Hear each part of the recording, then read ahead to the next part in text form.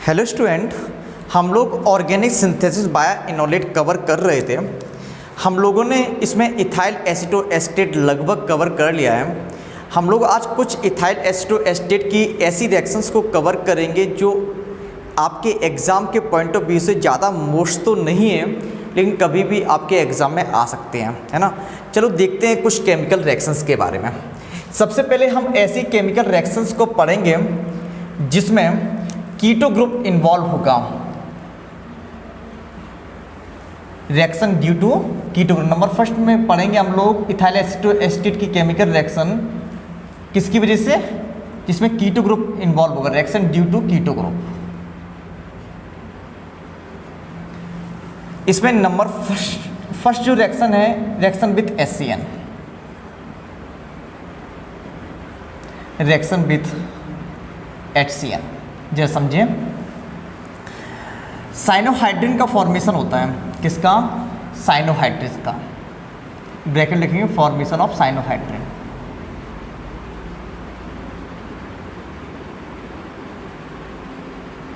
Formation of cyanohydrin जैसे समझ लेते हैं। ये आपका इथाइल एसीटोएसीटेट है। अब देखो जरा,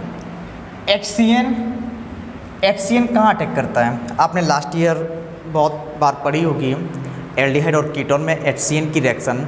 HCN जो होता है कीटो ग्रुप पर या फिर एल्डिहाइडिक ग्रुप पर अटैक करता है। ये तो एस्टर वाला ग्रुप है ना, CRR, ये तो एस्टर वाला ग्रुप है। यहाँ पे तो HCN अटैक करेगा नहीं। ये कहाँ अटैक करेगा? यहाँ पर अटैक करेगा। तो क्या बनेगा आपका? कुछ इस तरीके से रिएक्शन हो गया। ये बॉन्ड ब्रेकिंग ऐसे हो जाएगी, यहाँ पे नेगेटिव होगा, यहाँ पर पॉजिटिव होगा, ठीक है।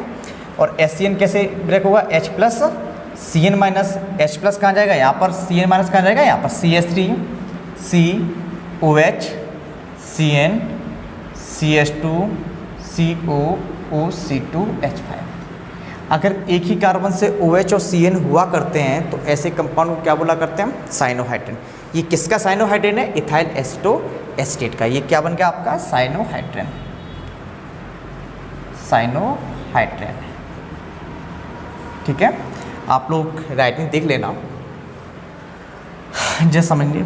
नंबर नेक्स्ट है आपका रिएक्शन विथ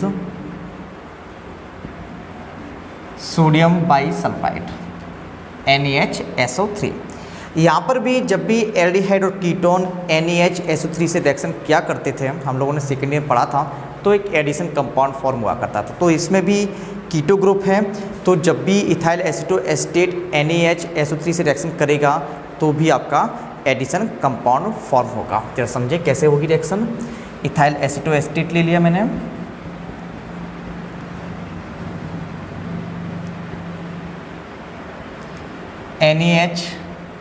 NaHSO3 से रिएक्शन कराएंगे। लास्ट ईयर मैंने बताया था ये रिएक्शन होती कैसे है, लेकिन यहाँ पे सिर्फ रिएक्शन समझने के लिए इसे देखना है तो हम इसे सिंपल लैंग्वेज में सिंपल मेथड से समझ सकते हैं। H+ मिलेगा और NaSO3 नेगेटिव मिलेगा। मैंने बताया था ये पूरी मैकेनिज़्म कैसे होती है, लेकिन अभी आप सिर्फ रिएक्शन को सॉल्व करने के लिए सिर्फ ऐसा कर सकते हैं। ये H+ और NaSO3 नेगेटिव में ब्रेक होता है। ये कैसे ब्रेक होता है? यहाँ पर नेगेटिव होगा, यहाँ पर पॉजिटिव होगा। H+ कहाँ जाएगा? इसके पास। NaHSO3 कहाँ जाएगा? इसके पास। तो बनेगा क्या? OH और SO3 Na बन गया। उसके बाद क्या है? CH2 है। उसके बाद क्या है? COO C2 H5। ये बन गया आपका कोई एडिशन कंपाउंड, क्योंकि NaHSO3 का इसमें एडिशन हो गया। ये आपका एडिशन कंपाउंड का फॉर्मेशन हो जाएगा, ठीक है। नेक्स्ट है आपका रिडक्शन। नंबर थर्ड है आपका रिडक्शन। जब हम इथाइल एसीटोएस्टेट का डिफरेंट रिड्यूसिंग एजेंट की प्रेजेंस में रिडक्शन करते हैं तो डिफरेंट आपको कंपाउंड मिलते हैं। जैसे समझ लेते हैं, हम लोग ऊपर का मिटाते हैं जिससे आपको रिडक्शन ऊपर दिखे, है ना। जरा समझ लेते हैं हम लोग रिडक्शन को। देखो, अभी मैंने बताया था डिफरेंट रिड्यूसिंग एजेंट की प्रेजेंस में आपका इथाइल एसीटोएस्टेट का हम रिडक्शन करते हैं तो डिफरेंट प्रोडक्ट फॉर्म होते हैं। नंबर फर्स्ट अगर हम करते हैं सोडियम अमलगम और HCl के थ्रू रिडक्शन, तो आपका beta hydroxy butyric ester form होता है। जरा समझें, सोडियम अमलगम ये नेसेंट हाइड्रोजन दिया करता है। नेसेंट हाइड्रोजन क्या करता है, एस्टर ग्रुप पर अटैक नहीं करता है, सिर्फ कीटो ग्रुप को रिड्यूस करता है। रिड्यूस करने का मतलब यहाँ से बॉन्ड ब्रेक होगा, यहाँ पे H आएगा और यहाँ पे H आएगा, यहाँ पे H, यहाँ पे H, तो वही लगा दिया मैंने, CH कर दिया और OH कर दिया। अब जरा समझे दिस, ये एस्टर ग्रुप है, ये एस्टर ग्रुप तो है, C++, एस्टर ग्रुप है, इससे जुड़ा हुआ अल्फा कार्बन है, ये क्या है आपका बीटा कार्बन है। तो बीटा कार्बन पे OH है, इसलिए क्या मैंने लिख दिया बीटा हाइड्रोक्सी। 4 कार्बन है इसलिए क्या लिख दिया ब्यूटायरिक, और क्या है आपका एस्टर है इसलिए मैंने क्या लिख दिया एस्टर। समझ में आ गया होगा क्या मैंने कहा, ये ग्रुप है, इससे जुड़ा हुआ, इस ग्रुप से जुड़ा हुआ carbon alpha carbon, alpha carbon जुड़ा हुआ कार्बन बीटा कार्बन, तो बीटा हाइड्रोक्सी है, ये ब्यूटायरिक है, और क्या है आपका एस्टर है, तो बीटा हाइड्रोक्सी ब्यूटायरिक एस्टर बनता है। अब नेक्स्ट है आपका, इसे समझने की कोशिश करना, बाई लिथियम एल्यूमिनियम हाइड्राइड। जब लिथियम एल्यूमिनियम हाइड्राइड के द्वारा रिएक्शन करते तो जरा रिएक्शन को देखो कैसे सॉल्व होती है, ध्यान से समझना हम लोग, जैसे समझें। हम लोग रिडक्शन करते हैं किससे, लिथियम एल्यूमिनियम हाइड्राइड से। किसकी प्रेजेंस में यूज करते हैं इसे, H+ की प्रेजेंस में। हाइड्राइड है तो क्या देगा ये, H- देगा। लास्ट ईयर मैंने बहुत सारी रिएक्शन इससे सॉल्व कराई थी, है ना। हाइड्राइड है तो क्या देगा H-, ये H+ में ब्रेक हो जाएगा। सबसे पहले क्या करो, आप कुछ इस तरीके से बॉन्ड ब्रेकिंग कर दो, कुछ यहाँ से आप समझ सकते हैं, ऑक्सीजन और कार्बन पे यहाँ पे पॉजिटिव होगा, यहाँ पर नेगेटिव होगा, ठीक है। H+ यहाँ पे जाएगा तो C2H5OH बनेगा, H- यहाँ पे जाएगा, तो ये तो पता चल गया, यहाँ पे क्या बन जाएगा C2H5OH, C2H5, जो आपका लिथियम एल्यूमिनियम हाइड्राइड होता है वो एस्टर ग्रुप को भी रिड्यूस करता है और कीटो ग्रुप को भी। तो एस्टर ग्रुप को जब रिड्यूस किया तो H यहाँ पे आ गया, C2H5OH बन गया, और दूसरा H यहाँ पे लग जाएगा H-, तो फाइनल जो प्रोडक्ट बनेगा ये अभी ऐसा कुछ बनेगा। ये जब हम रिडक्शन किया एस्टर ग्रुप को तो कुछ ऐसा बन गया, ठीक है। अब यहाँ पर लिथियम एल्यूमिनियम हाइड्राइड जो होता है वो कार्बोनिल ग्रुप को भी रिड्यूस करता है, मतलब कीटो हो या फिर एल्डिहाइड हो, और एस्टर ग्रुप को भी। जैसे ही हमने एस्टर ग्रुप को रिड्यूस किया तो ये किस में बन गया, एक तो कीटो बन गया, एक एल्डिहाइड बन गया, तो इसे भी ये रिड्यूस करेगा।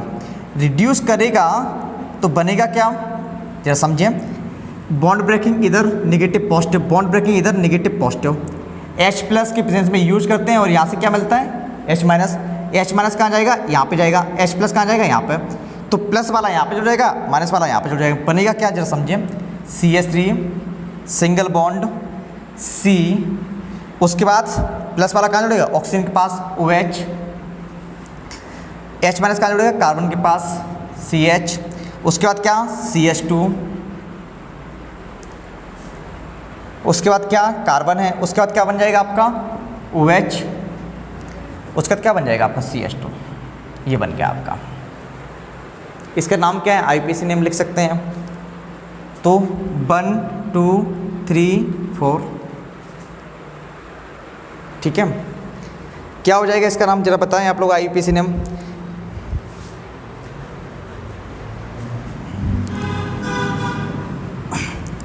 ब्यूटेन लिख लिया, 1 पर और 3 पर कितना है, डाई है, और क्या बन जाएगा, ऑल बन जाएगा, ठीक है। समझते हैं, समझदार है आप लोग, IPC नेमिंग आती है आप लोगों को, है ना। तो आपने इनमें 3 रिएक्शन देखी हैं, कौन कौन सी, HCl से रिएक्शन है, और NaHSO3 से रिएक्शन है, और क्या है रिडक्शन देख लिया आपने। उसके बाद एक रिएक्शन और कराई थी हमने जब आपको ऑर्गेनिक सिंथेसिस पढ़ाया था, ठीक है।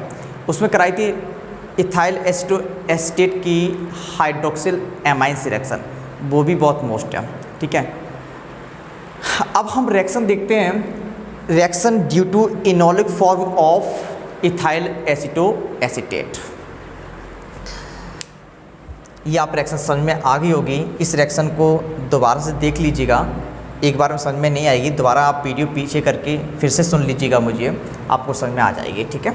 अगर नहीं समझ में आए तो मुझे बताइएगा।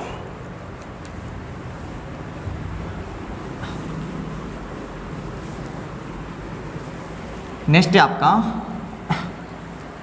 Reaction due to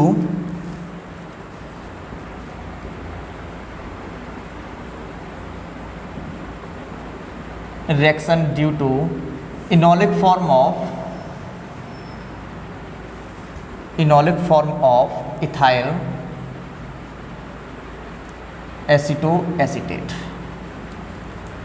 reaction due to enolic form of ethyl acetoacetate. जरा समझें, पहले तो इनोलिक फॉर्म बनाओ इसका, कैसे जरा समझें। CH3CO, इसका इनोलिक फॉर्म होगा क्या, आप लोगों ने पढ़ा है।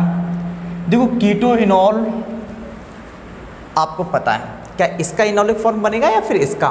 देखो ये तो एस्टर ग्रुप है, इसका इनोलिक फॉर्म नहीं बनाएंगे हम लोग, किसका बनाएंगे, इसका बनाएंगे। कहाँ से H लेंगे, ये वाली H लेंगे, यहाँ से H यहाँ पर, H यहाँ पर, तो क्या बन जाएगा आपका, जरा समझें। CH3C, H यहाँ पे पहुँच जाएगा तो क्या बनेगा, OH, डबल बॉन्ड यहाँ पे आ जाएगा, क्या बनेगा, CH2CO2H5। ये आपका इनोलिक फॉर्म हो गया। अब इनोलिक फॉर्म की वजह से कुछ रिएक्शन शो करता है इथाइल एसीटोएस्टेट, किस फॉर्म की वजह से, इस फॉर्म की वजह से। ये कौन सा फॉर्म है, कीटो फॉर्म है, कीटो फॉर्म। ये कौन सा फॉर्म है, डबल बॉन्ड को क्या बोलते हैं, इन बोलते हैं, और OH को क्या बोलते हैं, ऑल बोलते हैं। तो क्या बन जाएगा आपका, इनोल फॉर्म बन जाएगा। ठीक है, ये आपका इनोल फॉर्म है। इस फॉर्म की वजह से ये जो कंपाउंड होता है कुछ रिएक्शन शो किया करता है। तो हम उन्हीं रिएक्शन को समझेंगे, जब समझें ध्यान से। नंबर फर्स्ट है reaction with Grignard reagent, reaction with Grignard reagent.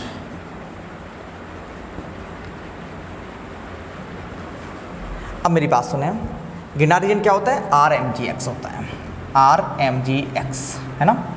अब मेरी बात सुने, यहाँ पे आपको कहीं कोई एक्टिव हाइड्रोजन नज़र आ रही है।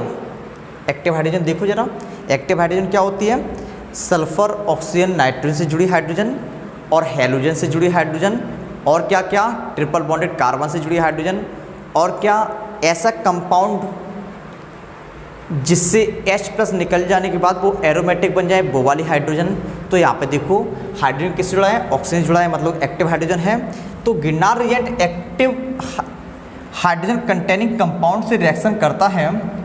तो आपको पता है, मैं आपको पढ़ा चुका हूँ, क्या बनाता है, एल्केन बनाता है। RMgX से रिएक्शन करेगा। जब RMgX से रिएक्शन करेगा तो ये एक्टिव हाइड्रोजन और ये H एल्केन बनाएगा।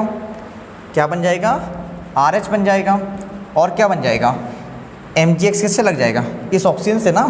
तो क्या बनेगा आपका CH3COMgX, उसके बाद double bond CH, C double bond OC2H5। इतनी बात आपको समझ में आ गई होगी। क्या मैंने कहा कि इथाइल एसीटोएस्टेट का इनोल फॉर्म जब ग्रिग्नार्ड रिएजेंट से रिएक्शन करता है तो आपका एल्केन का फॉर्मेशन होता है, क्योंकि इथाइल एसीटोएस्टेट में एक्टिव हाइड्रोजन होती है, और एक्टिव हाइड्रोजन से ग्रिग्नार्ड रिएजेंट कभी भी रिएक्शन करता है, क्या बनता है आपका, एल्केन बनता है। नेक्स्ट रिएक्शन के बारे में बात करते हैं। हम नेक्स्ट रिएक्शन के बारे में बात करें तो नेक्स्ट रिएक्शन कराएंगे हम डाईएजोमेथेन से। डाईएजोमेथेन का फॉर्मूला CH2N2 हुआ करता है ना। तो डाईएजोमेथेन की रिएक्शन जब हम इथाइल एसीटोएस्टेट के इनोल फॉर्म से कराते हैं तो आपका फॉर्मेशन होता है methyl ether of ethyl protonate का। जरा समझिए, आपने क्या किया, इनोल फॉर्म ले लिया, इसका इनोल फॉर्म ले लिया। जब हम इनोल फॉर्म की रिएक्शन डाईएजोमेथेन से कराएंगे CH2N2 से, होता क्या है, ये CH2 ग्रुप होता है, ये एक्टिव हाइड्रोजन पर अटैक करता है और खुद जुड़ जाता है एक्टिव हाइड्रोजन के साथ। एक्टिव हाइड्रोजन कहाँ है, यहाँ पर है, तो खुद जुड़ेगा। H की जगह क्या आ जाएगा, CH3 हो जाएगा।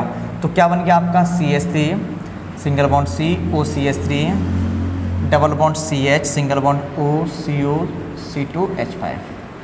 ये क्या है आपका, मिथाइल ईथर है, और क्या है, इथाइल क्रोटोनेट है। ये इथाइल है, ये जो पोर्शन है क्रोटोनेट है। ठीक है, तो क्या है, मिथाइल ईथर है, इथाइल क्रोटोनेट है। वही लिखा है formation of methyl ether of ethyl crotonate. Clear है ना। आप लोग इन्हीं दो रिएक्शन को पढ़ सकते हैं, वैसे अभी तक पूछी नहीं गई है आपके एग्ज़ाम में। बाय द वे ऐसा कुछ आ जाए कि इथाइल एसीटोएस्टेट के इनोल फॉर्म की दो रिएक्शन लिखिएगा तो आप अपने एग्ज़ाम में लिख सकते हैं। मैंने आपको बता दिया है, लेकिन अभी तक एग्ज़ाम में पूछी नहीं गई है। हो सकता है आपके एग्ज़ाम में भी ना पूछ जाए, क्योंकि यूनिवर्सिटी एग्ज़ाम में वही आता है जो लास्ट ईयर्स में पूछा जाता है। फिर भी आप लोग पढ़ लीजिएगा, क्योंकि मैंने पढ़ा दिया है तो आप लोगों को पढ़ना चाहिएगा। ठीक है, तो आप क्या करें, बार बार वीडियो क्लास को देखें, आपको समझ में आएगा ही आएगा। ठीक है, मिलते हैं नेक्स्ट लेक्चर में।